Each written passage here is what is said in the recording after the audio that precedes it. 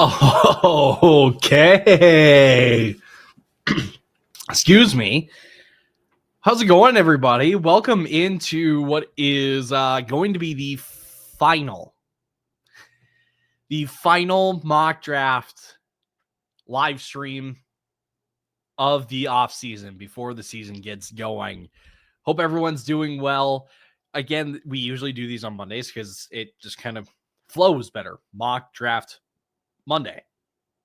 Well, due to some scheduling conflicts and maybe some recovering stuff, people recovering from a fun weekend, it is time to make it a mock draft Wednesday. And so that's exactly what we're doing. Again, hope everyone's doing well.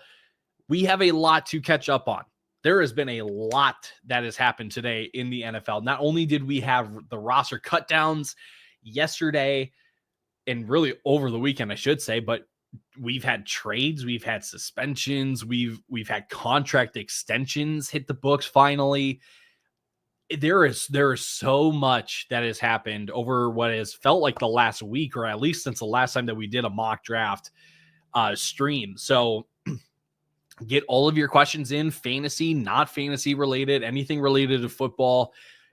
It's all fair game in this live stream. So again, hope everyone's doing well. Hope everyone had a great weekend. And we are now officially, I shouldn't say officially because technically kickoff is on a Thursday, but we're a week out from kickoff. We are quickly approaching week one, ladies and gentlemen. And I don't think there's a better time of the year than right now as we kind of build up towards the beginning of the year. So as you can see on your screen, for those of you that have not done your league drafts just yet, you're doing them tomorrow, Friday, this weekend, or even the last little window that you got before things kick off on Thursday. Now's your time to get your last little bit of practice in. Obviously, as you can see here, we've got a 12-team mock draft just set up and ready to go for us. So let's do this. As we are waiting on 5 more spots, let's go ahead and copy that link. And if you are watching on Facebook and YouTube right now, you are able to join in the draft with the link that I just dropped to you. Twitter, X, our faithful and loyal followers and listeners over there, y'all are truly, truly my favorite people. You're all my favorite people, but you get my point. I appreciate you guys still tuning in. If you want to get in on the mock draft, head over to our Discord page and you will be able to join the mock draft with the link that I posted in there. And if we feel like it, if we get enough people, I do have a second mock draft ready to go for us as well. So in the meantime, until we fill up this draft room, let's just kind of break down what has happened on a crazy Wednesday in the NFL. And maybe it's not even just Wednesday. Maybe we need to go as far back to the weekend where we got the Terry McLaurin extension, which I think a lot of people are just willing to forgive the amount of time that Terry has missed in training camp and practices and stuff.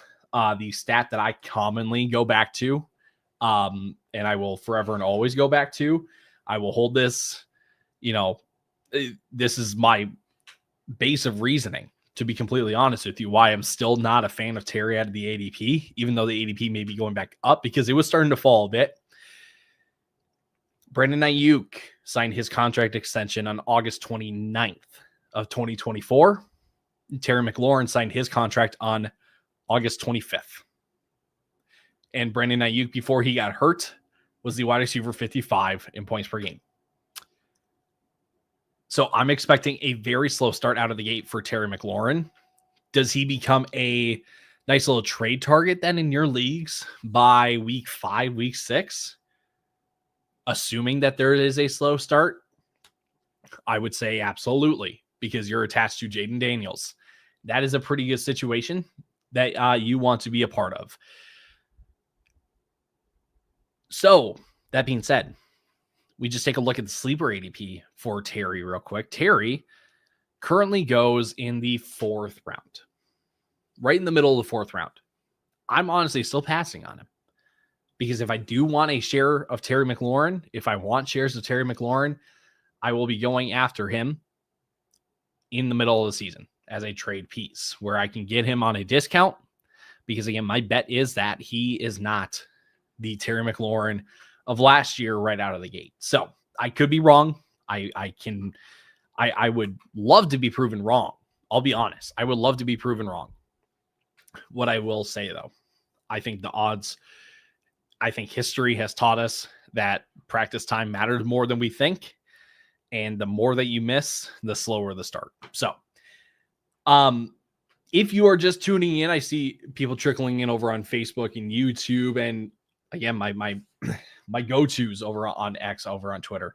If you want to get in on this mock draft, you can find the links to these in the comment section that I posted there, or join the Discord page and join through that way. Yankees 2706, what's going on? What do you like? Who do you like in the early 5th round? Well, early 5th round does depend on your platform. So let's just take a look at sleepers early 5th. We're looking at Rashee Rice, who his suspension came through today. 6 games at the beginning of the year. We're not waiting until week 5 or week 4 or whatever it was, and at the end of September to hear the hearing. We have it now. He's out the first 6 games. DJ Moore, Mahomes, Cortland Sutton, Devonta Smith, David Montgomery, Travion Henderson, Zay Flowers, Xavier Worthy, Hawkinson, George Pickens, and Isaiah Pacheco. Again, who do I like in the early 5th round? Honestly, I'm okay reaching on some of the guys that are their ADPs are towards the end of the 5th round. But I can tell you the 3 guys that I love the most here: Travion Henderson, George Pickens, and Isaiah Pacheco, followed very, very shortly by Xavier Worthy. Honestly, I would make that kind of the big 4. And the guys then on the outside are Cortland Sutton and Devonta Smith, who have no blemishes. But I just think that Worthy, Pickens, Pacheco, and Henderson give you the most upside, that give you the best chance of being top. I shouldn't say top 15 guys, because George Pickens is in that list, and I don't know if he can do that with CeeDee Lamb, even though I like Pickens. I think I like those guys and their situations the most, is I think the best way to say it. Those would be the guys that I'm looking for in the early 5th, at least on Sleeper. Could be different on Yahoo, could be different on ESPN, but at least on Sleeper, those are the guys. Trevor, my guy, part 1, rate this trade, 14-team PPR, giving J.K. Dobbins and Igbuka for May and Downs. Current quarterback is Lawrence. J.K. was running back 4, not starting anytime soon because you have Chuba, Achane, and Henderson. Igbuka was my wide receiver 3 and 4. I have BTJ, McMillan, Diggs, Rashid, and Mooney. I guess I don't necessarily mind that deal. Getting Drake May, obviously, you've been big on Drake May, so I'm not going to. I'm also big on Drake May this year, so I don't hate the quarterback acquisition. I do like Igbuka still. If in a perfect world, and I get why you kept Diggs because there's now the stack. In a perfect world, I would have done J.K. Dobbins and Diggs for Drake May and Josh Downs, because I think of Igbuka that highly. But at the same time, I understand the thought process of, Diggs is at least going to produce right away, right? So it's not like Diggs is on the IR or anything like that. So honestly, if I were to rate that trade, I feel like that can be a win-win, right? The team that's getting Dobbins and Igbuka, you're getting a starting receiver out of that. You're getting a starting quarterback and Josh Downs, if he can somehow break out with Daniel Jones, which, look, the talent is there. It's just, can the quarterback play match that? I think it can be a win-win trade.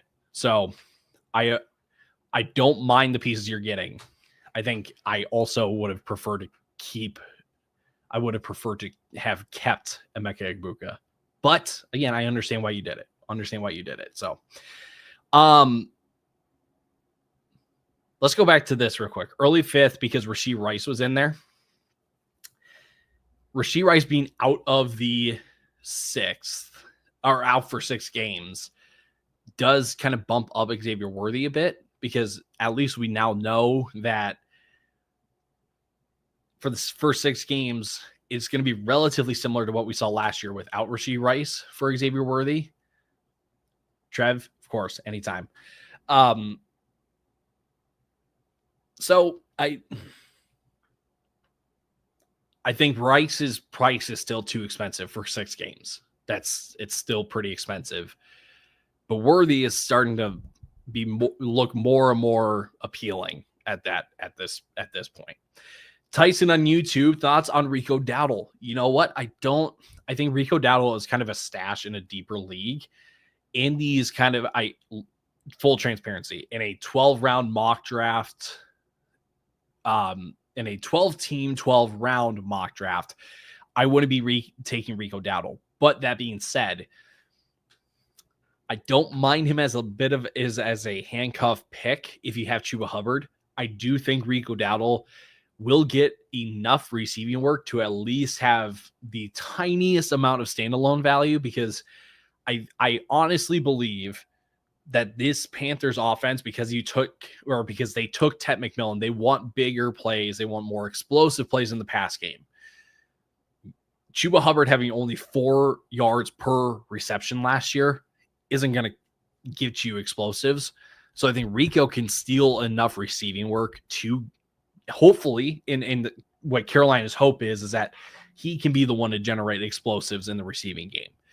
But that being said, I wouldn't be going out of my way in my drafts to take Rico Dowdle if I don't have Chuba Hubbard.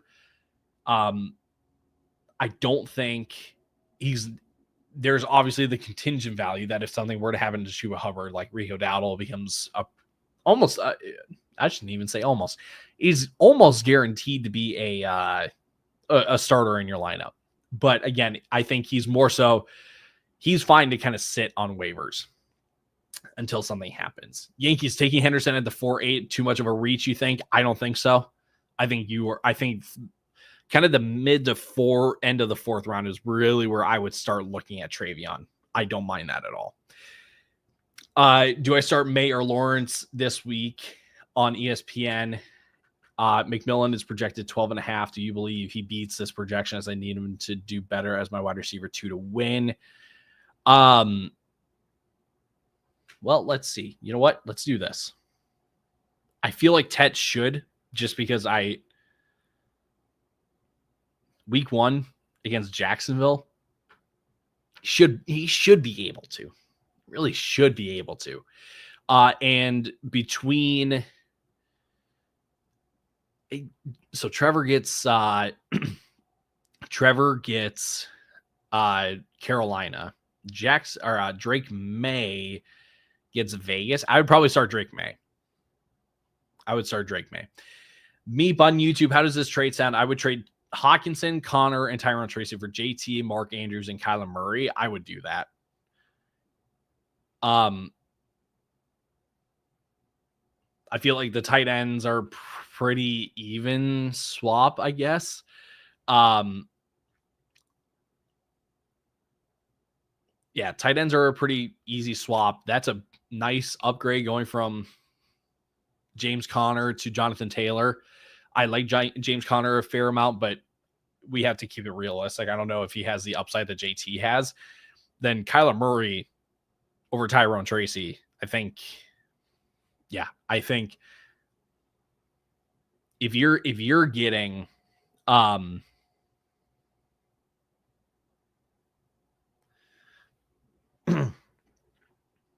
am I trying to say? Kyler, I mean, there's more of a guarantee there.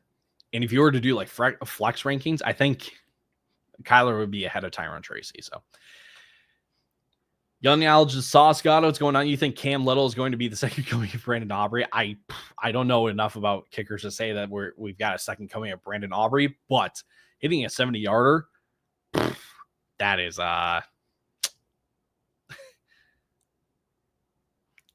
noteworthy, to say the least. Arturo, wait, I'm joining. I see you took the 111. I think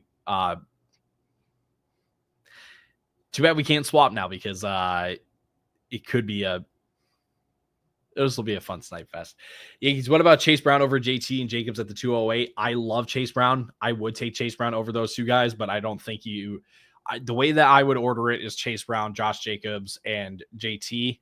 I know that the other guys would go likely JT, then Chase Brown, then Josh Jacobs. But I feel like the commonality there is Chase Brown. So I don't mind that at all. Trevor referring to the trade. Guess I'm confused about giving up Diggs instead of Igbuka because your guide has Diggs ranked higher, which is true. I think what you're kind of giving up with Igbuka is any kind of second half of the year upside with him. I know that he would have Chris Godwin back in the mix likely at that point. So maybe it isn't as that second half of the year kind of rookie bump that you could potentially get isn't as guaranteed, I guess, or isn't as likely. But I think Igbuka, I've got them. Let's do this. Oh, you are getting a sneak peek of my rankings. Let's not do that. Speaking of which, those you can find on the fellasdraftguide.com site, which is what Trevor is also referring to. But again, that is the process there. So of how we have statted out everything, and we put it into nice PDFs for you guys as well. After some updates that I've made, I've got Diggs as my wide receiver 33 and Igbuka as my wide receiver 35. The consensus for all of us, just because one of us has Igbuka a considerable amount lower, I honestly think like maybe at the end of the day, it's a wash. I think there's a lot of people that would bet on just the youth. That's why they would hold on to Igbuka. I don't necessarily think that keeping Diggs was the wrong move. I just know of people that would take the chance on the youth. So I just saw it. Tampa Bay with Bucky, Cade, Evans, Godwin, too many mouths to feed, which is certainly possible as well. That is not impossible, certainly within the range of outcomes. Albie just traded Ladd and Bucky for Puka and Walker. Thoughts? Ladd and Bucky Irving for Puka Nacua and Ken Walker. I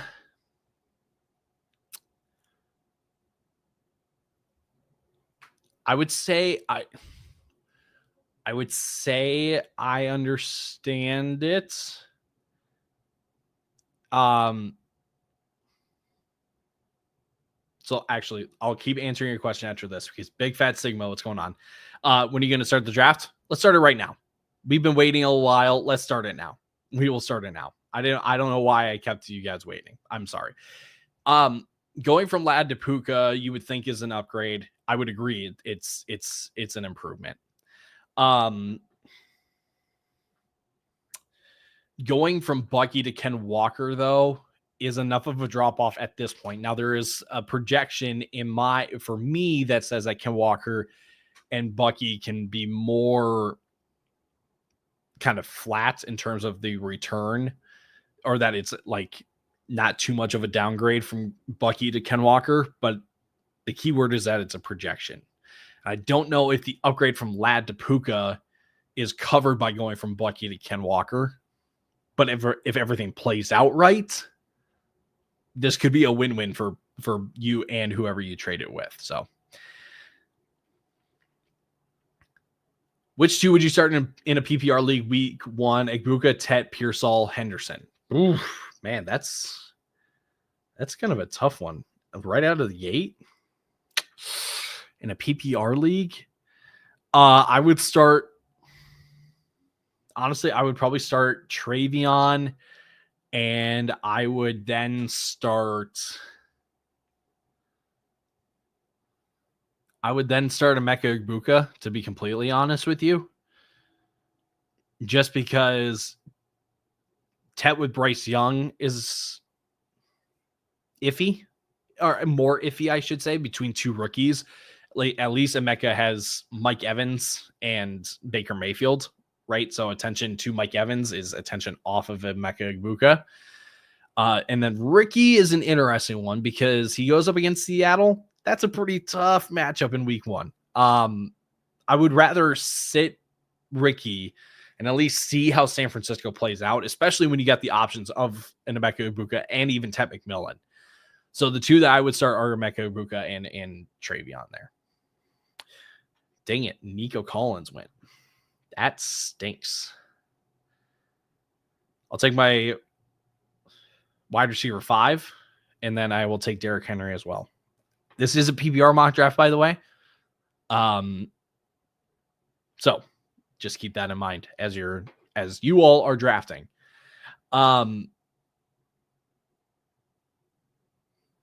Eric brings up a good question about starts and sits because we are getting to that point. If you have drafted already and you're tuning in and you're not really wanting to draft, hit me with your start sits questions. Why not? I mean, any fantasy advice, this is the place for you. So again, if you're not following or subscribed, you should be. But again, if you are not drafting and you just want some advice on who to start for your first week, ask away, fire away. Don't mind that at all. Who would you start between Caleb, Fields, and Lawrence week 1? That is a tough one. Caleb going up against Minnesota at home, but still Minnesota. Fields going up against, what is it, Pittsburgh? No, Atlanta. No, wait a second. What the heck? Why can't I remember who the Jets are playing? I thought they played the Steelers. I could have sworn they played the Steelers. Nope, that's Eric, you're welcome. Anytime, man. Jets against the Steelers, not great also. Lawrence against the Panthers, I guess is probably the most favorable matchup.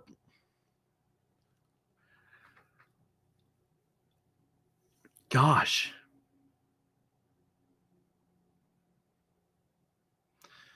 That is a tough one.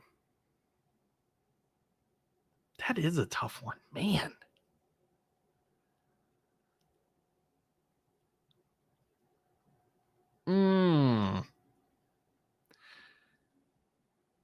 I don't think it's wild to say that you should maybe start Trevor Lawrence, because I can take a guess that those three quarterbacks are going to be like 15, 16, 17, or like 14, 15, 16 in my QB rankings for week 1. So I don't think you're necessarily like too crazy. And I mean, it takes all the convincing that you need is, again, Caleb against a Minnesota defense and a new offense on Monday Night Football.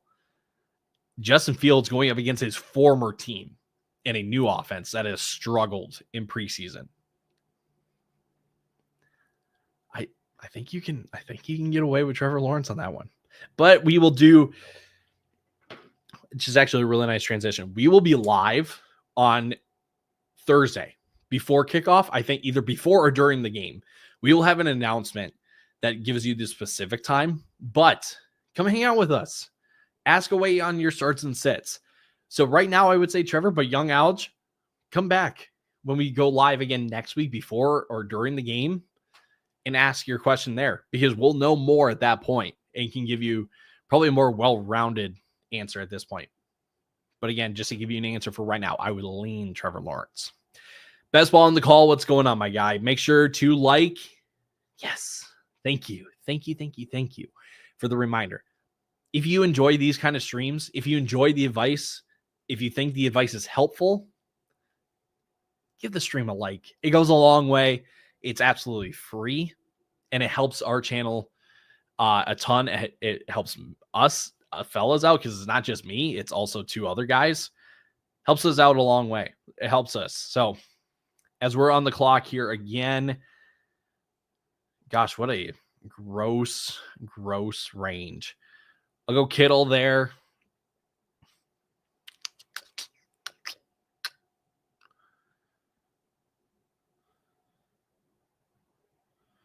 We'll do it. Let's go Ken Walker. Why not? Let's go Ken Walker. Arturo, I got CD as my wide receiver 1. Who do I start as wide receiver 2 and flex? Devonta, Worthy, Pacheco, Zay, and Aaron. Honestly, as your wide receiver 2, I'm probably going to start Worthy with no Rashee Rice. Then in your flex, it is between Pacheco and Devonta. Philly going up against Dallas. That's a pretty intriguing one, but at the same time, like Saquon could run rampant on that one. So I may want to see with Devonta first just to see like how the offense plays versus Pacheco is a pretty, going up against the Chargers in week 1. Not ideal either. Man. I think here's what I'll say. I think for sure you start Worthy as your wide receiver 2. In your flex, you wait until the last day. I shouldn't say the last day, but like Tuesday, Wednesday of next week, where we learn more about Philly, we learn more about Kansas City. I would not start Zay Flowers. I would not start Aaron. I know those for sure. William, Caleb Johnson, or Loveland in PPR. I'm assuming that's for a flex spot. You can correct me if I'm wrong, but I'm assuming that's a flex spot, and I would probably go Loveland just because I know he'll be on the field at least versus Caleb Johnson, that they're still an unknown. Yankees wins the early, so you would take Amari and Hampton. Early third is probably a bit rich for me. I would say maybe middle towards the end of the third round. Middle is even a little steep for me. I understand the upside, or I understand the bull case for Omari and Hampton to maybe take him in the early third round. And the other thing is, too, when you're on the turn like that and you want Omari and Hampton and you know that he's not going to come back to you, just go get the guy, just go get him. So I understand it, probably a little too early for me, but again, that's just me. You don't need to take my advice for everything. Or you don't need to take every single piece of advice that I give you. It's important to kind of take a collection of thoughts and just kind of piece it together from there. Big Fat Sigma, start 1, Marv, Tet, Devontae Adams, and Calvin Ridley, and give me 1 extra receiver. I would start Marv, and then Tet would probably be the next guy up. Devontae is an interesting one. He would be the next guy. Ridley, I'm for sure not starting just because as the 4th option, you have the luxury of kind of sitting him week 1 and just seeing how the connection with him and Cam Ward works. Devontae is then probably the next guy up, probably because I'm a little hesitant on the whole Matthew Stafford situation to give him a start in week 1. But I would go with those guys as well. William, correct in the flex spot. I would go Loveland over Caleb Johnson, at least just to see how that backfield turns out. Big Fat Sigma, I have Chase, Jacobs, and Achane. Elite. I would, again, start Marv. Your extra receiver is Tet on that one. So we're coming up here. Let's scroll down. Kind of like some of the takes that we've got. I mean, these quarterbacks in the third are pretty nice.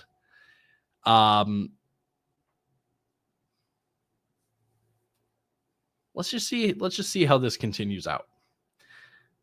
Hendo is an interesting one. I think in your flex, you can choose between Hendo and it's a pretty Sigma move. Sorry, I just aged myself by 10 years. I think between Tet and Hendo is kind of like your next guy up mentality or question. Is there going to be another draft after this? Yes, there will, MK9. There is another one after this. So if you didn't get in on this one and you want to practice one last time, because again, this is the last mock draft stream that we're doing of the off season. So again, if you want to get in practice one last time, this is the night to do it. William Waite, wide receiver, J-Mo, Tet, Ridley, or Golden? Great question. As we're coming up on the clock, I'll answer your question here in a second.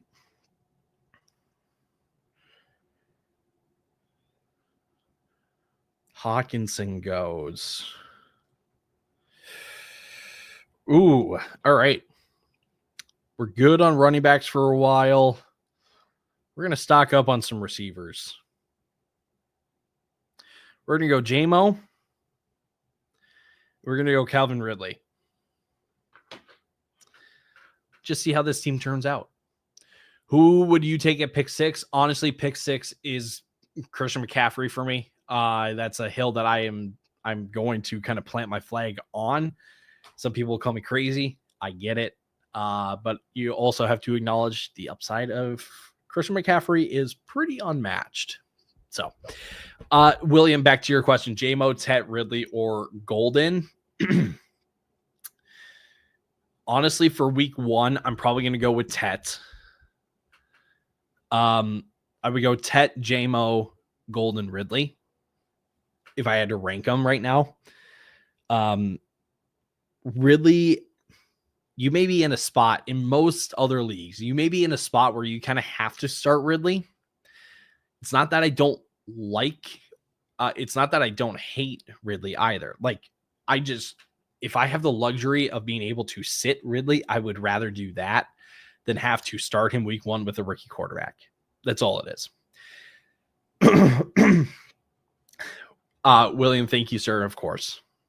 I had him last year and I got last place, so I can't trust him again. How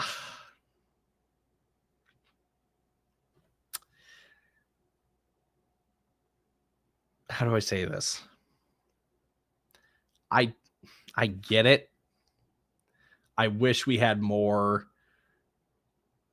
of a short-term memory when it comes to Christian McCaffrey. I know that last year cost you your year, but to say that this year is just like last year is just not correct. The guy is healthy. The guy has been practicing without any hindrance, without any setbacks, in an offense that will need to get him the ball, because right now in that San Francisco offense, it's just him, Kittle, and Ricky Pearsall. So I have always said I will always respect people for standing on their takes and taking their guys. If your take is that you don't want to take McCaffrey, that's fine. My take is that I'm taking him, and I will have the only way that I will, and I've also explained it like this too. When the two outcomes are winning your league and losing your league, I'm willing to take the chance. But if the most positive outcome for, gosh, that's a really nice group of receivers there on the turn, with Jamar Chase. If the best outcome possible for Christian McCaffrey was the running back 3, or even like running back 5, and the downside, was still the same of losing your league, different equation. But again, because the best possible outcome that you can get for Christian McCaffrey is winning your league, I'm willing to take the chance. And if I'm wrong on that, then I'm wrong. I don't like predicting injuries. I just don't think that's the wisest way to go about playing fantasy football. So again, if your thing is he's going to get hurt, I would push back and just say, how do you know? But again, if that's what's kind of sticking for you, at least as to why, that's your take, and I respect it.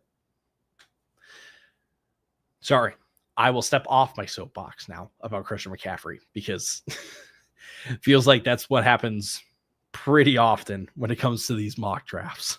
So I'm sorry. I'm sorry if I ramble.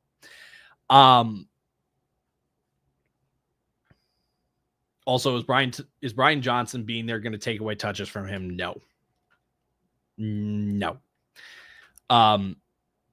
If Brian Robinson was losing enough work to Jeremy McNichols last year There's no way he's going to be taking touches away from Christian McCaffrey. That's how I look at it. So we're coming up on the clock again. Gosh, this is a pretty interesting draft. This draft is unfolding in a very, very unique way. Jacoby Myers. Dang it. That was a target of mine. That stinks. Let's see here. We're a pick away.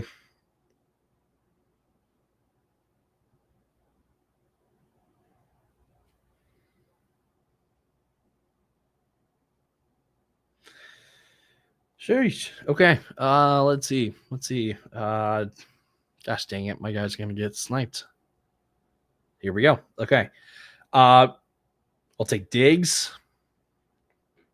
DeAndre Swift to be my running back 3 in the 8th round.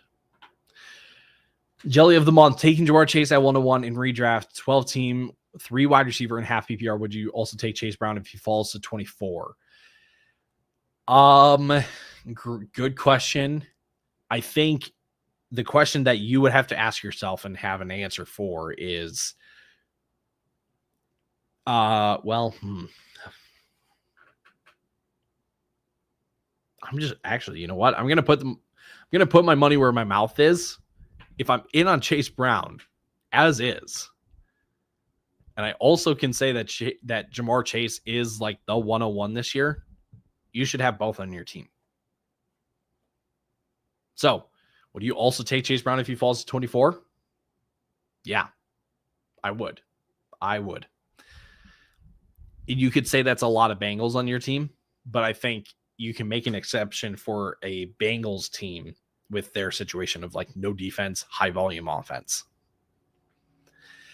MK and I drafted at pick 10 in a 10-team league and got Achane and Puka at the turn. Is that a good start? It's not the start that I would go with, but it's not a bad start. Those are 2 really good players. 2 guys that could have gone in the first round. Like I thought of taking Achane at the 112 and Brian Thomas at the turn. So 2 guys that could have gone in the first round in a 12 team. It's not a wrong choice, if that makes sense. Which defense you starting week 1? Giants, Bucks, and Bears. Not starting the Bears. I would like to see a game of the Bears first, just with Dennis Allen. Very possible, just rookie quarterback. Like I can understand the process there. Giants going up against the Commanders, definitely not starting the Giants. Bucks against the Falcons on the road. How about this? I will give you 2 defenses that I would rather start over those 3. I would rather start Arizona going up against New Orleans, and I would rather start New England. And if you can't get New England, I would rather start like the Commanders defense then. Would you take Caleb Johnson or Rome Odunze? Rome Odunze is one of my guys this year. I would definitely take Rome over Caleb Johnson. Let's see. This draft is just going to hide this and bring up the full board. We got our tight end in place.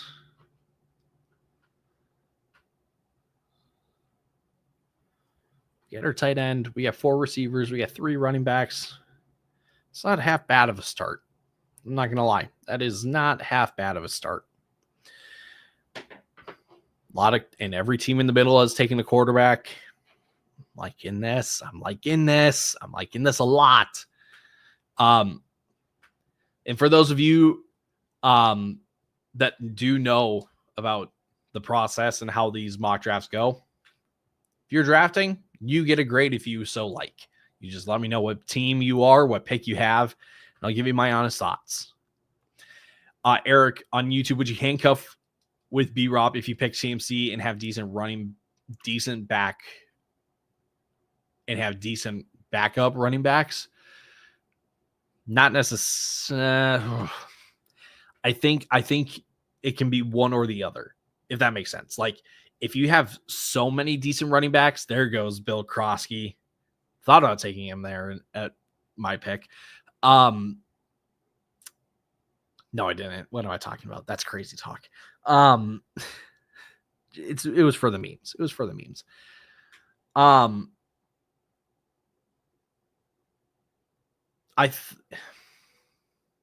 If you have enough decent running backs behind Christian McCaffrey, I wouldn't necessarily have Brian Robinson then, as we're on the clock here.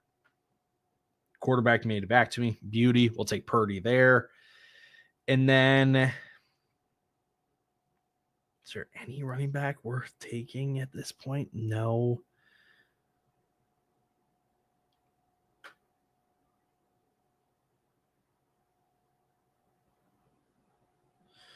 Take another receiver. We'll take Josh Downs.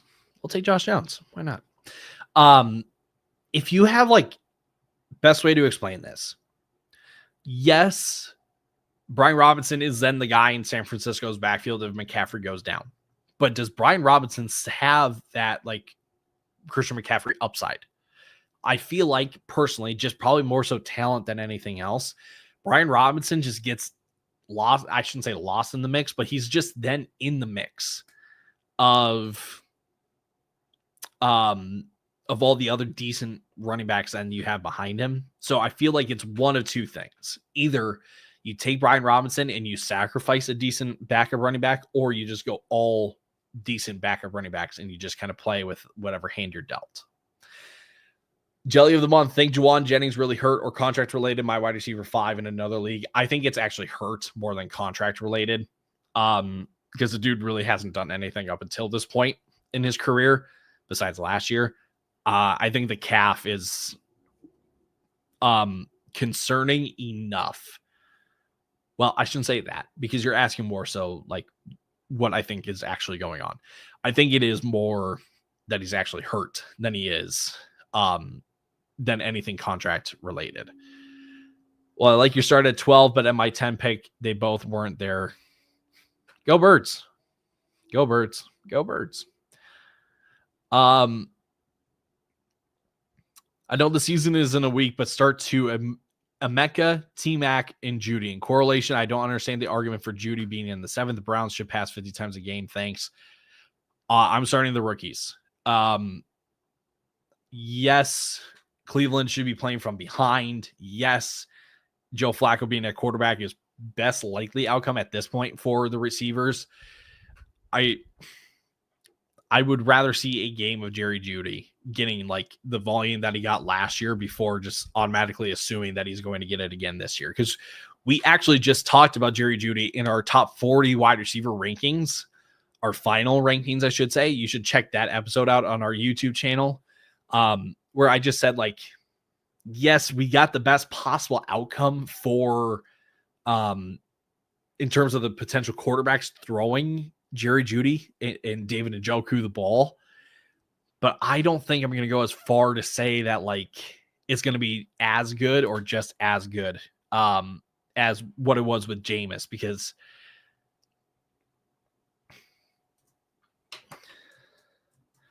sorry, I'm just posting something here.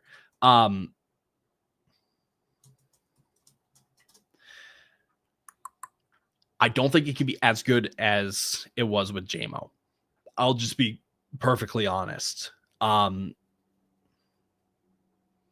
I would rather see a game. That's how I would say it.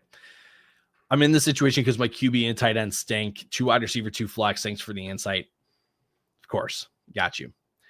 Those are, so yeah. Emeka, Ibuka, and T-Mac are the guys I would start, and I would just give it a week on Judy because, again, I can't really, I would advise against starting against the really poor projected offenses in week 1. But Vegas is a bottom 5 offense projected for Vegas. Obviously, you're still starting Genty. You're still starting Bowers. Jacoby's a bit on the fringe for me. But then maybe that's a bad example. But let's go back to the Cleveland specific. Like, Judy and Njoku go so late. Maybe Njoku you have to start because he's like your only tight end, but dang it, Tank Bigsby went. That was going to be my last running back pick. That stinks. I'll take a guy that can probably get some run right out of the gate. Any decent quarterbacks left? Not really. So another receiver then? Another receiver it is.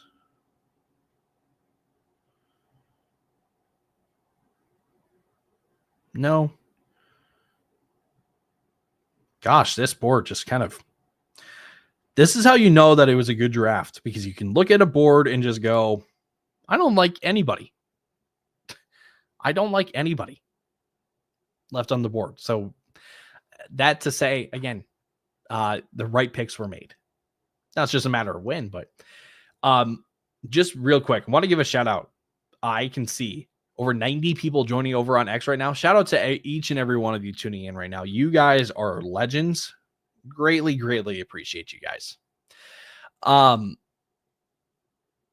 just keep hammering questions, I guess. That's what I'm here for, man. That's what I'm here for. Loveland or Ertz in week 1? I would probably go Loveland. There may be some intrigue for Ertz because I've expressed my pessimism for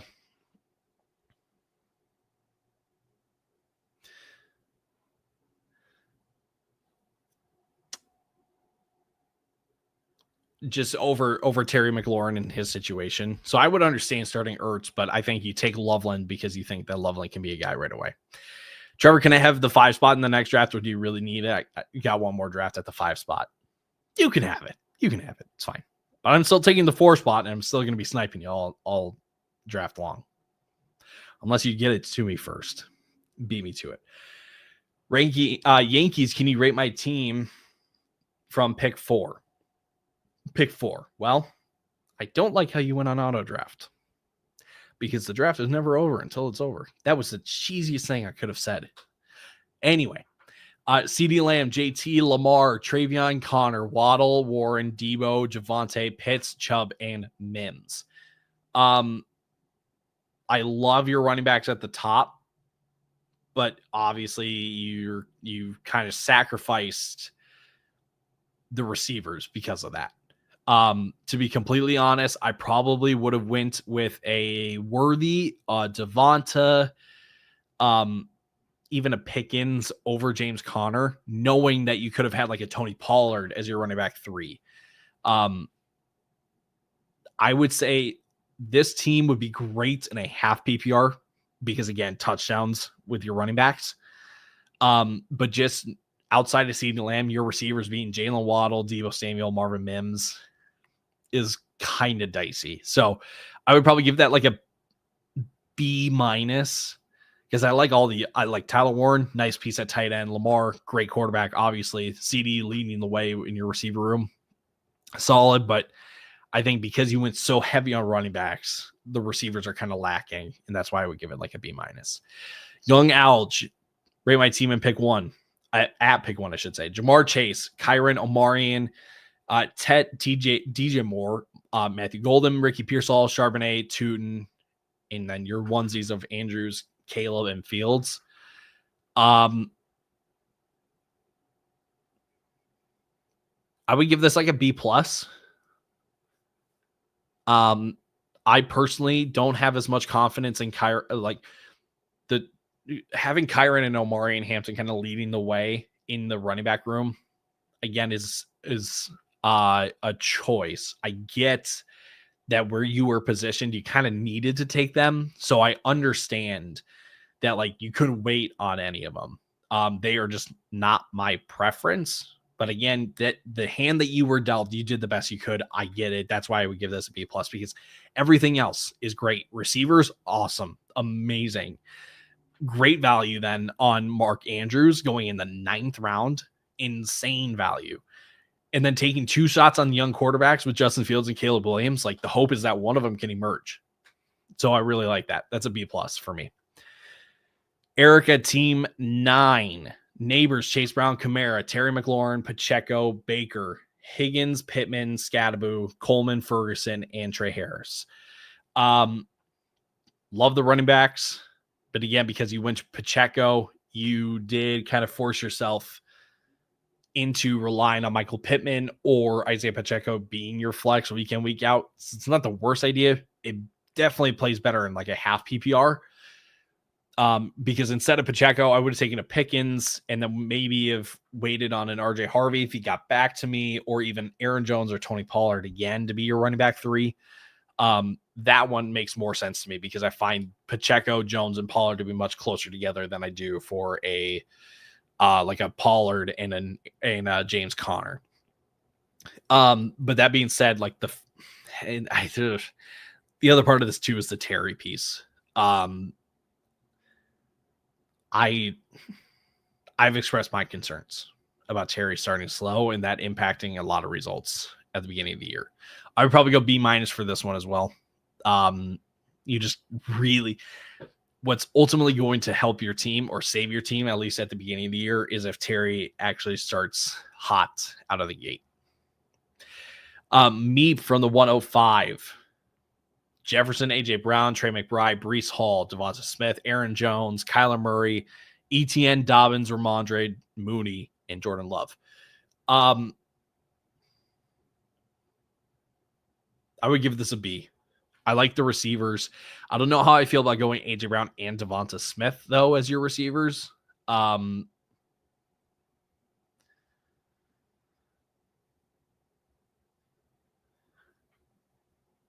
That's probably the holdup for me on this one because the running backs, they're not my favorite. Like I would have taken Travion over Breece Hall. That one for sure. You can kind of mix and match the running backs as the season goes on. Like 1 through 5 of your running backs, pretty solid overall. It's going to be the receivers. So I give this one a B because I like the receivers at the top, but going Devonta and A.J. Brown is not necessarily my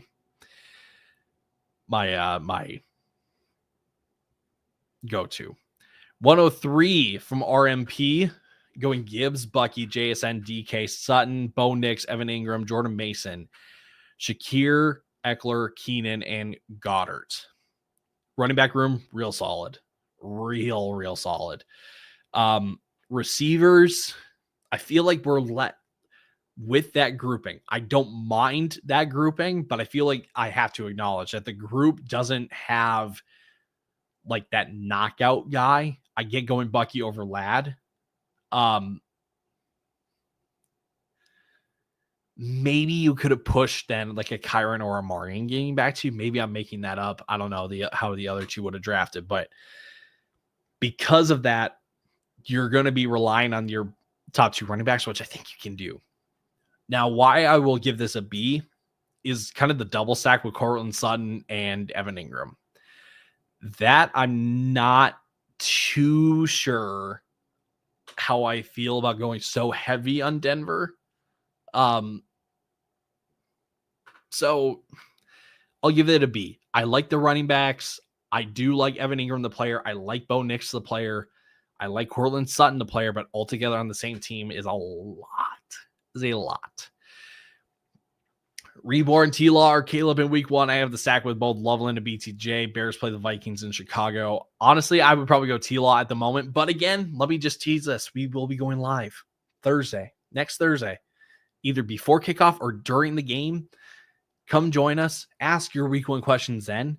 I don't mean that to come off as like, I don't have an answer for you, because my leaning would be Trevor Lawrence right now. But we will know more in a week. So at that point, will be the most like up-to-date information that we have. So probably a more accurate answer at that point. So again, I hope I'm not coming across as again like I don't have an answer for you, but more information, more up-to-date information closer to kickoff next week will be a better accurate answer. Also missed my pick in round 6, which is why I got Aaron Jones at the 105. Yeah, of course. I'm glad I'm glad we're understanding each other. Should I grab Tillman or Thielen off waivers to replace Rashid? Not really comfortable starting Reed. I would grab Thielen. I would definitely grab Thielen. Not sure how I feel about Cleveland and specifically Cedric Tillman being the number 3 guy in that offense. Oof, I don't know how I feel relying on him out of the game versus Thielen in Minnesota. I think Thielen would be the guy. Yankees, would you rather stack CD with Dak at the 9-4 or take Purdy? Let's see. From pick 4.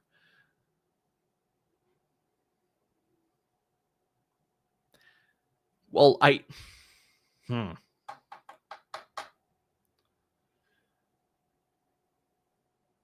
probably 9-4 in hindsight would have taken Dak, but at the same time, when you have Lamar Jackson, I don't necessarily think like you missed out on anything spectacular, if that makes sense.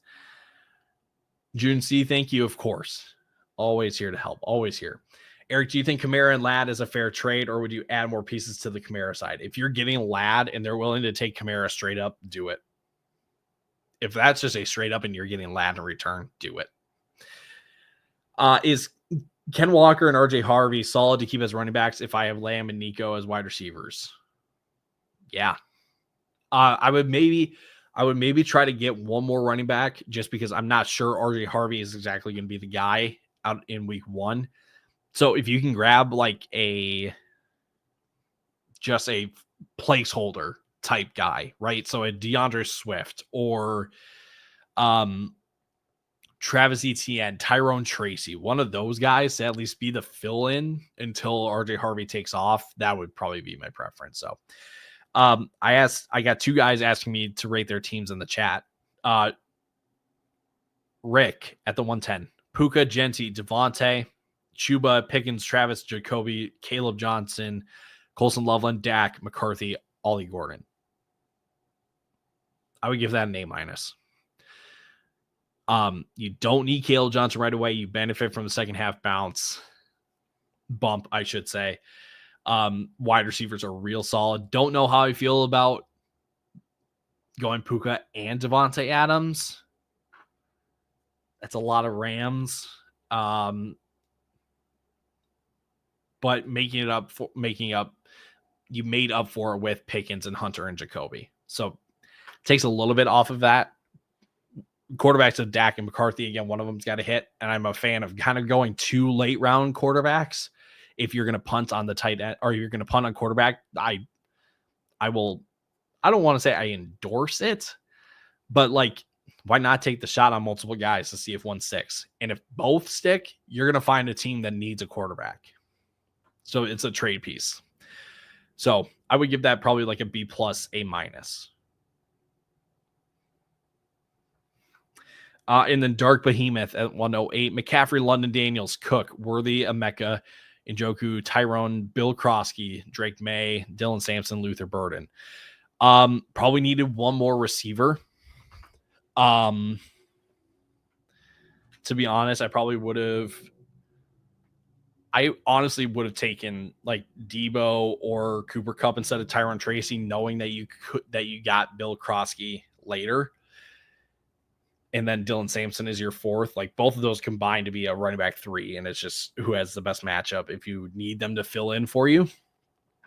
And even 2, Drake May is a backup quarterback. I don't think you needed to take Drake May just because Jaden Daniels being one of the top 5 guys at the position. I don't necessarily think you need to have a backup for him. So I would give that like a BB+. I like the start. I really, really like the start, I should say.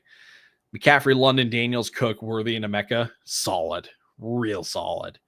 And then it's just a few minor tweaks, just filling out the rest of the team. So, all right, let's do this. Let's move on into draft number 2. As you can see here, me and my guy Trevor in the room already. I'm posting the links over on YouTube and Facebook to all 138 people listening over on X right now, first of all, greatly appreciate you tuning in and for your support. If you want to get in on the mock drafts, I know that I don't think there's a visual, which we've been trying to work on. I don't know why it's not happening. If there is, sweet. But head over to our Discord or join or go find our live stream on YouTube and Facebook and join that way as well. So you can get in on the mock draft, get in on the festivities. There we go. And I also just want to say too, you know, find that message real quick. Best ball on the call. If you're enjoying the live stream, if you're enjoying the advice, if you like the advice, and really, if you want to just show your support to us in any kind of way, liking the stream goes a long way. It really does. But at the same time, you guys tuning in also goes a really long way. So greatly appreciate each and every one of you. As Lucas likes to say, we are three guys who have become much better friends through fantasy football. I would say that those two guys are some of my closest friends now ever, or of all the friends that I've got. I have a lot of close friends. Don't get me wrong. But all that to say, we hope that our content reminds you of the fun and the friendships that you can build through fantasy football and that you can keep through fantasy football. So again, if you're not following, make sure that you are, because we're not going away once the season starts. We got plenty of stuff coming for you then during the season, especially over on our Discord page where you get weekly rankings, starts and sits, trade advice, all that stuff over on our Discord page. So again, greatly appreciate your guys' support along the way. Speaking of which, hey, on YouTube right now, we have a goal of reaching 5,000 subs before week 1 kickoff on Thursday. Right now, we are sitting at 4.69, I believe it is. 4.69. So we are about 300 followers plus some away from hitting our goal. If you want to help us hit that goal, just hit the subscribe button over on our YouTube channel. Greatly appreciate it. Meep, appreciate all the advice so far. I got you, man. I got you. I got y'all. MK9, I'm at pick 2. Maybe I should take pick 1. And we can just snipe each other all night, all draft long. Why not? So again, if you want to join, we have what? 1, 2, 3, 4, 5, 6. We got 6 spots left. If we can fill up what is going to be the last mock draft of the offseason, which is wild. We did not think this would, man, this is wild. Time absolutely flew by. That was my idea at the 103. Man, gosh, I got trapped. Man, I'm going to have about like 4 people trying to snipe me in this mock draft. I don't like this. Maybe I should move. I'll save all your picks if you change. Dang it.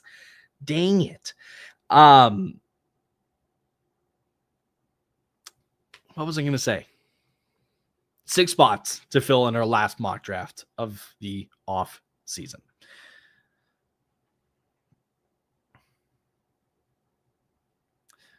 Just give me a second here. Just kind of catching up on any kind of news that I may have missed during the first mock draft.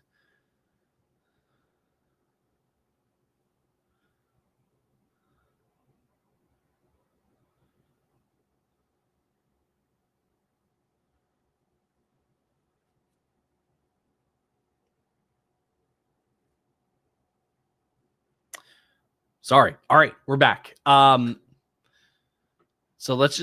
I'm trying to think over a lot, all the stuff that has happened. Obviously, the Brian Robinson trade. So now Bill Croskett-Merritt is the guy here in Washington. A lot of people think that he's going to be the workhorse. I wouldn't go so far as to say that. I think it's just going to be a triple-headed monster with him, Chris Rodriguez, and Austin Eckler. And if it's not Austin Eckler or if it's not Chris Rodriguez, Jeremy McNichols is still on that team who got some run last year. So that's a big one, though, because there's still some value for a guy that should likely still be leading that backfield in Bill Krosky-Merritt. Great question from me. What do you think is the best strategy when it comes to a PPR league? So there's kind of 3 principles that I go by when it comes to PPR leagues and draft strategies. First, sounds really simple, and I promise you that I'm not trying to be disrespectful by giving you this. Let the board fall to you, right? Let the board come to you and make your decisions that way. Don't go into a draft thinking, okay, I need to take a receiver here and then a running back right after, and then probably go 2 wide receivers after. That is a horrible way to go into your drafts because odds are that's not how it's going to fall to you.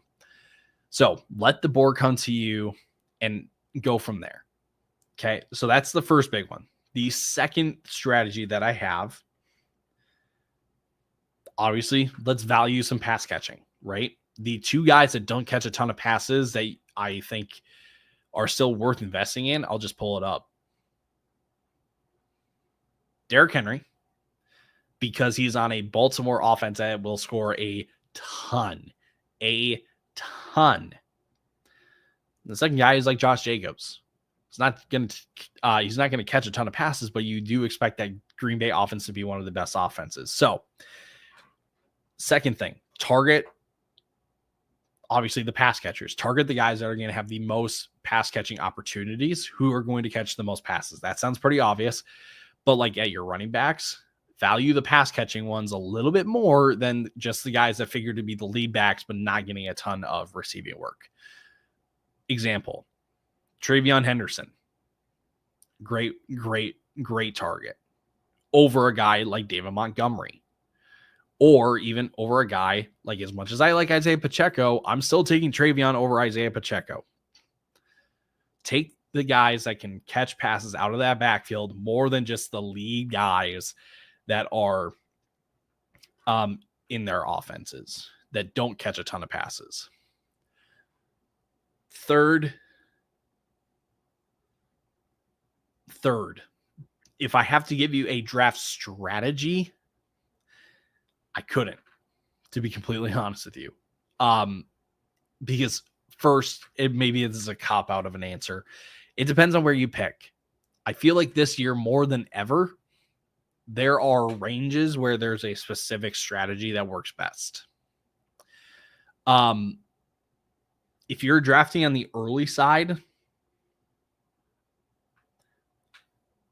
you know, let's say 101. I'll go back and look at my guy Young Alge in his team. Jamar's your 101. Probably need to start going at running backs because a lot of running backs will go before you pick next. But then you can fall back on a lot of good receiver value at the end. So you probably need to go a little more like hero wide receiver. My team here, I went more hero wide receiver. I don't hate it, but at the same time, I think I would have rather have gone with like a Devon Achane because, again, this is a PPR thing. But at the end of the day, beggars can't be choosers. And honestly, maybe the most generic, it's dumb. It's really simple. And it doesn't feel like it's advice, but it really is. Target the good offenses. Target the guys who are on the offenses that will put up the most points. And you can pretty much figure out who those teams are. Buffalo, Baltimore, Philadelphia. Those type of teams. You can get kind of lost in the sauce a little bit if you try to like galaxy brain your draft where you're like, Jerry Jeudy, you know, Cleveland's going to be throwing the ball a ton. So, you know, who else are they going to be throwing to? That's where you can get into trouble. So keep it simple. Just take the guys on the really good offenses when in doubt. And maybe the other bonus tip, I would say, bonus principle, I would say, take the guarantees when in doubt. When in doubt, just take the guarantees. Don't try to shoot for the moon. Just take the guarantees. Example, If you're not sure about JSN, you're not sure about Trey McBride, you're not sure about Tyreek Hill, T. Higgins, take Josh Allen, take Lamar Jackson, obviously in the third round, not in the second round. No. But when in doubt, just take the certainties, right? Just take the certainties, take what you know, and just go from there. So I hope those help. Young Alex, does Ken Walker have top 5 upside? I don't think he has top 5 upside. That's when we're talking about guys, Bijan Robinson, Jahmyr Gibbs, Saquon Barkley, Christian McCaffrey, Derrick Henry, Devon Achane, Ashton Genty. Those are some really good running backs. So I don't think he has top 5 upside. He can probably have like low end running back 1 upside. He can be like a 12, 13, 14 guy. But top 5 is a tall ask, in my opinion. Who's your favorite quarterback to take this year? Great question. I'll give you 3 of my favorites. I like Josh Allen because you know exactly what you're getting. I think the price, when it makes sense, hard to beat. Second, Brock Purdy. I think this San Francisco offense, we just talked about San Francisco's offense today because we recorded our top 30 quarterback rankings. That's coming out tomorrow. I talked about Brock Purdy and I said, feels like people are scared a bit by Brock Purdy because they look at the receiver room and they're like, gosh, like who does he have to throw to besides Ricky Pearsall? It's Sky Moore now. Like Jawan Jennings is hurt. Jordan Watkins, who they took in the draft, is hurt. Like who do they have to throw to? George Kittle. I mean, Christian McCaffrey. That trio of Ricky, Kittle, and McCaffrey is still really, really good.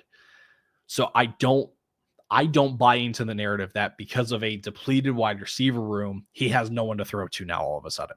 Sure, it's a little bit less than some of the other teams. Like when you look at Minnesota, Jefferson and Thielen and Addison, when he returns from his suspension, and TJ Hawkinson, Aaron Jones, like, yes, that's a lot less, but that does not mean that he absolutely has no one to throw to, right? McCaffrey and Kittle are some of the best players at their positions, if not the best guys at their positions.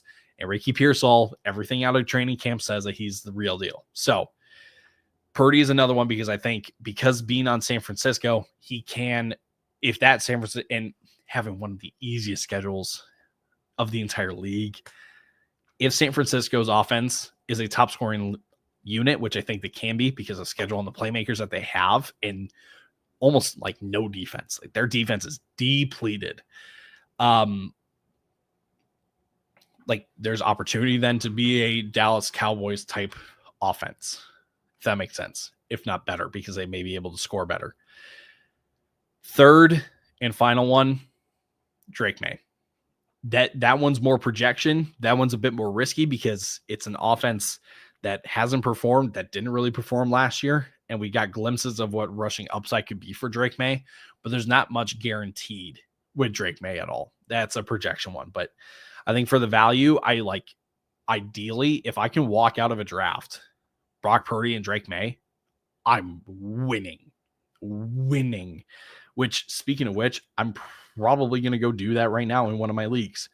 Because in one of my leagues, I have Brock Purdy and I have Justin Fields. But I know that Drake May is available. So let's do that. I'm going to go take Drake May, be my backup for Brock Purdy. So those are the 3 quarterbacks that I like. Meep, do you think Jaden Daniels, let's move back over here. Do you think Jaden Daniels is going to have an elite top 3 quarterback season or a sophomore slump? I feel like it's going to be sophomore, somewhere in between. Elite top 3 quarterback, I feel like Washington then has emerged as one of the top teams in the NFC, and I don't think that happens just yet. Sophomore slump means they're probably out of the playoffs. I don't think that happens either. So I think it's kind of right down the middle. I think he will have a solid sophomore season. Steven, what's going on, my guy? I ended up getting Kyler at quarterback, Bijan and Chase Brown as my starting running backs, AJ Brown, T. Higgins, Devontae, JMO. Solid. That's real nice. Okay. We still have 6 spots available in this mock draft. If we can at least get 2 more, I will run an 8-man mock draft. Ideally, we would like to get 12. If not, we can just see who has the most overpowered team out of 6 or 8 of us. So again, if you would like to mock draft one last time, even if you've drafted and you just want to draft one more team for the heck of it and just to have some fun, join the draft. You can find the links for them in YouTube and Facebook. So I'll do this. I'll post the links again. You can find, again, in YouTube and Facebook. You can also find them. You can find the link in our Discord page as well. Oh, yeah. Speaking of which, I am going to go put a message.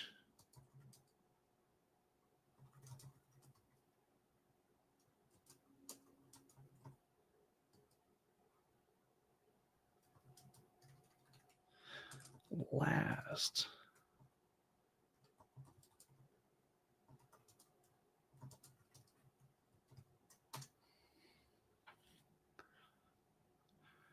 There we go. 5 spots. 5 spots left. I don't know. I've been sentimental already so far, but I just want to say it's been really cool to see how much you guys have enjoyed these mock draft streams that we do. Greatly appreciate you guys. It's been really cool to see this kind of turnout for these kind of streams. So that being said, let's talk about Thielen. Let's talk about Thielen going to the Vikings. Because if you can't tell by the purple and if you can't tell by that little kind of rally towel right there, gosh, I'm really bad with cameras. Right there, skull. I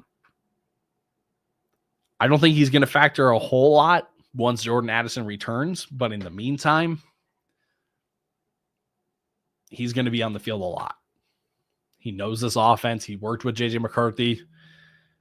He's kind of like another Keenan Allen 2.0, except you just don't have the guarantee of the entire year like Keenan Allen does with the Chargers. That's how I look at it.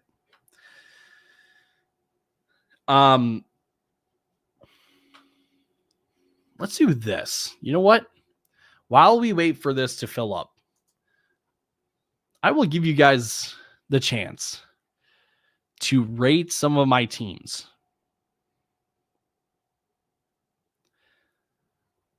This is my first team. Let me zoom in here. This was in an 8-man, okay? This was in an 8-man.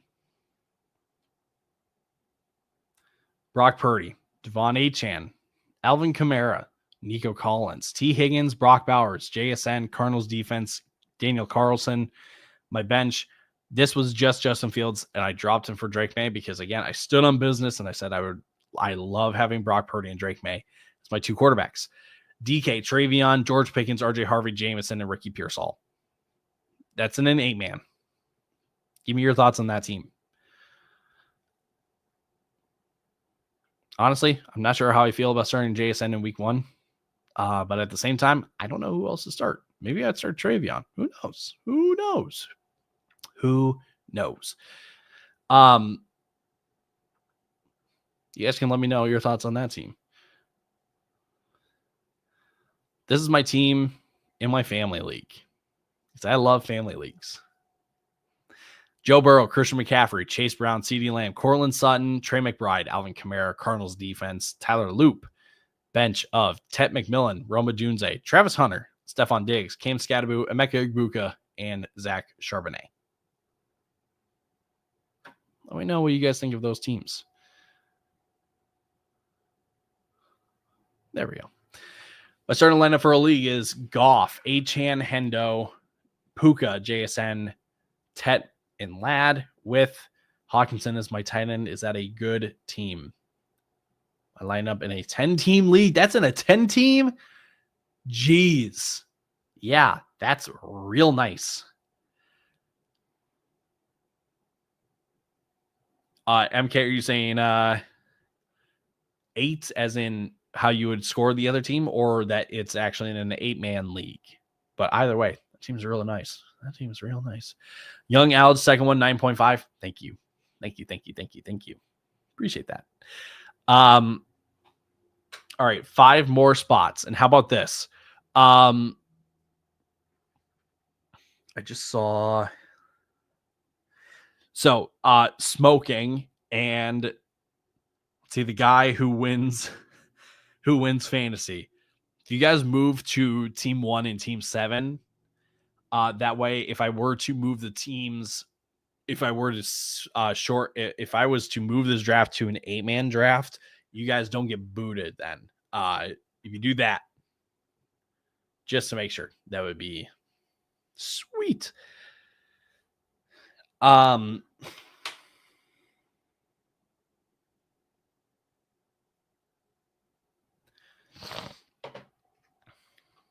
There we go. Smoking, thank you. So we have we've got 7 teams. 8 for your team. You know, I'll take an 8 out of 10. Just one more. One more to do an 8-man, and then we will run it. So, somebody.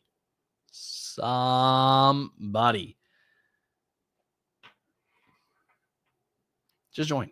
That's just one person. Just one person. That's all we need. That is all we need. And you know what? I think I can draft settings, draft order. There we go. I can do that myself.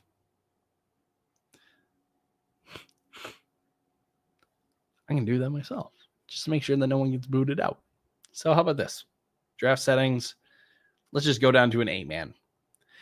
We're just going to build the most OP teams you can think of. I'll give it another minute. And if no team drafts, then we'll just have an auto on team 8, which is fine. It's fine.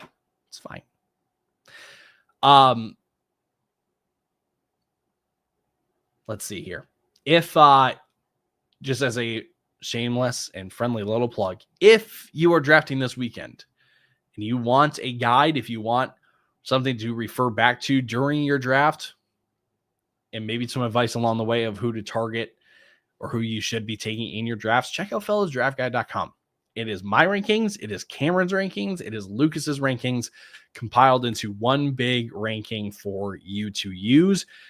But then you also get team sheets. You get 32 PDFs of every team with important stats from last year and previous years, with coaching information, scheme information, additions and subtractions, as well as all 3 of our rankings for the teams in them as well. So you get Lucas's rankings for the Arizona Cardinals. You get Cam's for the Arizona Cardinals and mine for the Arizona Cardinals all together on those. You get those as well. Fellasdraftguide.com. That's where you can find it. I better get an A rating now that it's only 8 teams. It's going to be pretty hard to mess that up. I'm not going to lie. MK9, where is Cam? Cam has plans tonight. Unfortunately, work. He had some work to do. The old job got him busy tonight, which is unfortunate. All right. We're going to do this. 8-man. Draft the best teams that you can.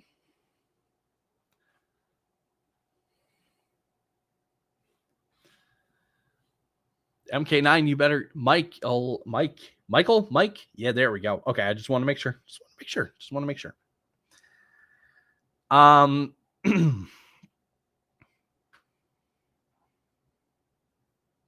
For the last mock draft of the year. Oh, CD goes next. Dang it. I'll go Gibbs. That's fine. I was kind of hoping that CD would make it to me. Ladies and gentlemen, I just want to say we have now reached over 200 viewers across Twitter, YouTube, and Facebook. Greatly appreciate you guys. If you wouldn't mind, just hit the follow button or hit the like button. It goes a long way. It goes a long, long way. Much appreciated. Much appreciated. Let's see who the bots. Here's my thing. If the bot drafts a better team than us, than any of us in this mock draft, it's a problem. There's a problem then.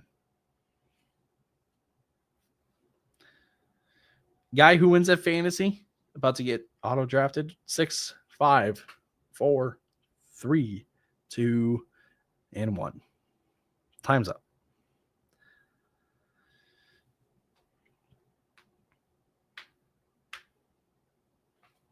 Oh, McCaffrey goes. Dang it. Dang it. I thought there was a chance. All right, Trevor. Gosh. That's fine. I'll take Nico Collins. That's fine. Nico's kind of my guy. No sniping. Swiper, no sniping. You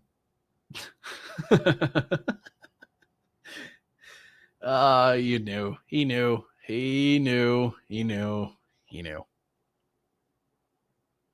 Are you sure about that? Are you sure? Kind of forgot. So funny thing is we have these sounds that we can use during recordings and live streams and stuff. We haven't used them a whole lot, and so you kind of forget that like some of these are on there. Like here's a random one, the Rondale. I don't know if you can hear that. That's me saying you wanted Rondale because last year a lot of people, or I shouldn't say a lot of people, my co-hosts were big fans of Rondale Moore when it came to drafts last year as just kind of a late round flyer. So we kind of keep those in case we want them. Ashton Genty in the 3rd. That's wild.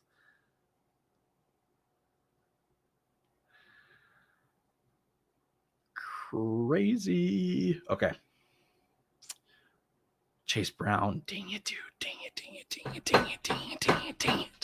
Gosh, that's twice. H. Hannon and then Chase Brown. That's a bad beat. That's a really bad beat. Oh, that stinks. Oh, man.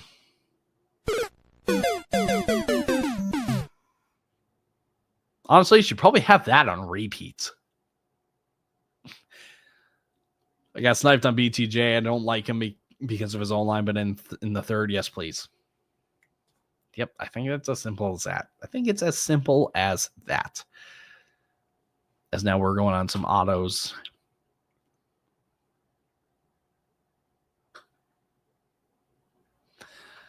It's kind of interesting. Because all of my 8-man drafts that I've done have been on ESPN. So I'm curious to see how my teams kind of stack up against all the ESPN teams.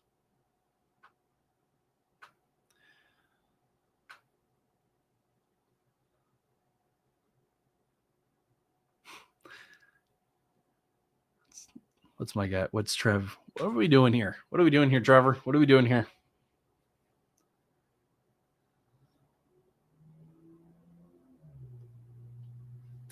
I know you wanted Jonathan Taylor, but you couldn't because you already have 2 running backs already. I know you wanted him, but T. Higgins is not a bad pick in the slightest either.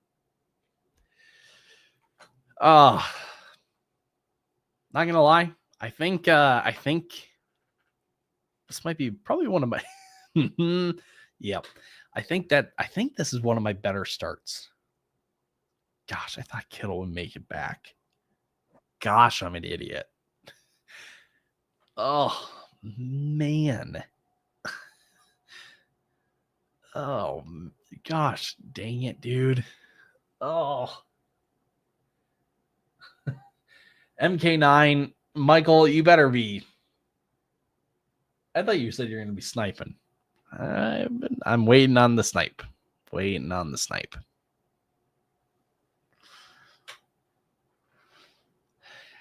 Hampton is a snipe. Gosh, dang it.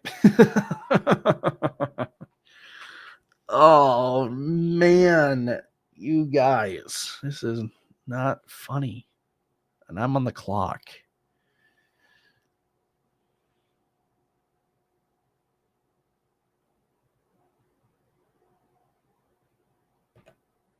I don't like Tyreek this year, but it is what it is.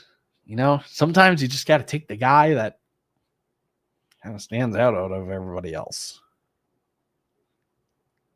no matter how gross it is. Ah, man. On the turns, some autos coming back. Devontae.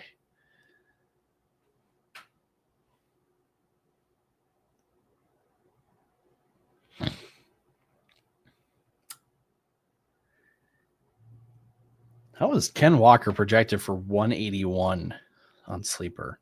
That's kind of wild. I'll take Ken Walker there.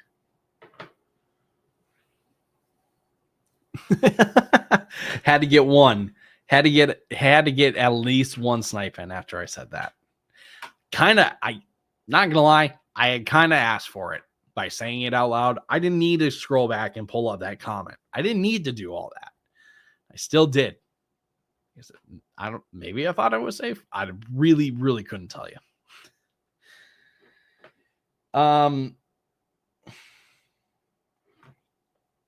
Yeah, man, these 8-man drafts are just wild. On Sleeper, they're putting Ken in the same tier as Monty. Hopefully they change that. They should. They really, really should. Owen Travion. Golly. I swear, every team that has sandwiched my pick has at least sniped me once. At least. Trevor with H-Han. Philly Cheese with Chase Brown. Gosh. And then Michael with Omarion. And then Smoking with Travion. Golly, that is just a horrible beat. Say Worthy here. No, gosh dang it. No. Oh. Not going to say who I want because maybe there's a chance that he comes back. Gosh dang it, man. Why did I think that was going to happen? Okay, every team now has sniped me. Even though, golly. Oh, okay.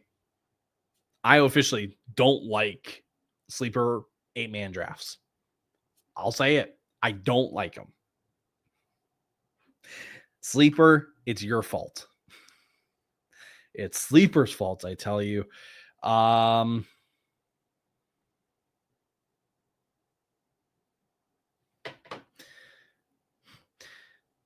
Kike, I need running backs. I have Cook and Demo Montgomery, but I have BTJ and CD. Should I trade BTJ for Genty? No, I wouldn't trade any of your big gun receivers. I would probably package up some depth guys and then go trade for like a James Conner or an Isaiah Pacheco, kind of that low under the radar, kind of gross running back 2 that nobody likes to have, and have them as your running back 3. That's what I would do. Now Mecca goes. Fascinating. And RJ Harvey goes. I guarantee you this will be Travis Hunter. Even though there's a BTJ on this team, it's going to be Travis Hunter. No. Okay.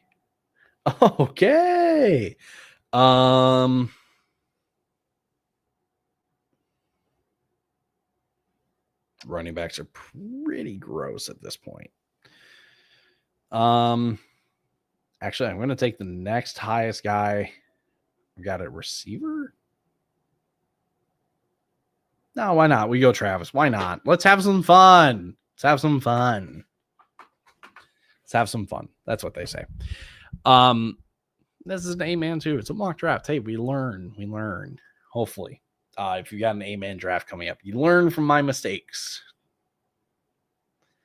You don't leave it up to chance. All right. So now we're at the point of the draft where we need to take a quarterback and a tight end because there's only 3 rounds left. It's kind of the thing about these 8-mans is that they just fly. They absolutely fly by.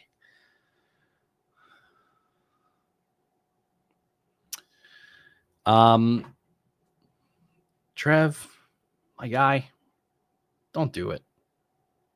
Don't you dare. Don't you dare. Golly, man. No way. No way. There's no way. Oh, man. There's just no way you did that, man. Oh. There's no way. I feel like it's kind of fitting. I'm not going to lie, okay? For the last mock draft of the offseason, I'm the one that's getting sniped left and right. For doing it as much as I have, all the other Mondays that we've done this, where I've been sniping people, I feel like this is a bit of karma. This is a bit of what goes around, comes around kind of thing. That for all the sniping I've done, I'm now getting it in the last draft. That's pretty funny if you ask me. I wish I had like a maybe that's the next edition. You're going to go a little behind the scenes here. Hope you don't mind. But normally when it's two of us, we use that overlay. It's really brutal, but we're kind of in the upper corners and then there's the screen in the middle. Maybe we need to add like a snipe counter to it next year. For all the times that we have snipes, that like we get sniped and you guys get sniped, and we have like a running total to see like who can get the best of each other. I feel like that could be pretty fun.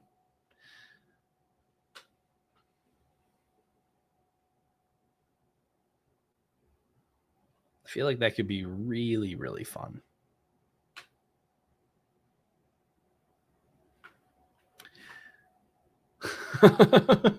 It's payback. It's payback is really what it is. I feel like a snipe counter would be fun to have. So there's a lot that we have in the works, or potentially in the works. You know, there's a snipe counter. We then also have dog meter in the draft guide for next year. That one is purely just a like all vibes thing, right? Like, are the vibes high on this guy? Are the vibes high on that other guy? So that will be something that will feature next year. I feel like that could be a really good one. Got sniped to Caleb Johnson. Should have took him when he got the chance. Ooh.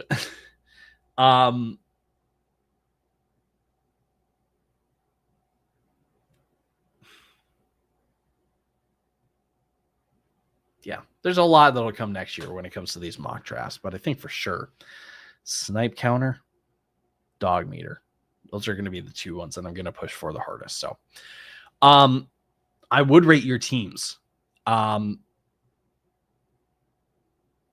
it was an 8-man. I think we can say that like 1 through 6 all really had good teams, because 7 and 8 just kind of took the brunt of the bad picks. So good job, everyone. Everyone gets an A+. And for everyone that's tuning in right now, all 200 plus of you over on Twitter, every single one of you tuning in, you all get an A+, man. I've been super sentimental tonight and thankful, grateful about the support that we've gotten so far this offseason. Last year, we made the pretty impromptu choice to kind of separate our podcast from our shorts channel, which you should follow the shorts channel as well. It's just Fantasy Football Fellas Shorts. And over the 2 summers that we've done this, the growth and recognition that we've received from doing this has been tremendous. It has been almost overwhelming. I know I speak for the other guys when I say this, like we wouldn't be able to do this without your support, without your viewership. So we really, really greatly appreciate you guys, each and every one of you, for following us along on this journey. We hope that you continue to follow and stay tuned into all that we're doing. Let us know where we can improve. Let us know how we can be better. Let us know how we can ultimately give you guys the advice that you are wanting. Let us know. MK9 found you guys on your shorts channel. We're everywhere, guys. We're over on TikTok, over 300,000, 320 something thousand over on TikTok. YouTube Shorts, our long form YouTube page. We're on Instagram. We're on Facebook. Over 100,000 on Facebook. Over on Twitter as well. Over 1,000 followers over on Twitter as well. So again, all of your support truly means the world. You're kind of making these three guys kind of believe that there's more to it than just guys talking ball. So that being said, found the shorts channel last year, this channel this year. Yep, the long form. Trevor, I started with TikTok like 3 years ago and then followed you on both YouTube. Some of my fave times. Appreciate you guys. Appreciate you, Trev. Day one guy, honestly. Just quick run of the mill. Again, TikTok, Facebook, Instagram, YouTube, anywhere, any social, you can find us. Just search Fantasy Football Fellas. We're there. Fellasdraftguide.com. If you are drafting this weekend, if you're drafting as soon as tomorrow, drafting as late as Wednesday, check out fellasdraftguide.com. We have statted out and projected over 290 players, rank them into a nice 190, I believe it is, because you get 32 quarterbacks, you get 32 tight ends. So that's 64. You get 100 receivers, so that's 164, and you get 70 running backs, are top 32, 100, etc. So you get over 230 players ranked for you guys, consensus and individually as well. Fellasdraftguide.com. Check that out. Trevor, thanks for a great offseason again. Of course, I'm glad that this offseason was as fun and as helpful as it was. We're not going anywhere again. We will be here all season long. I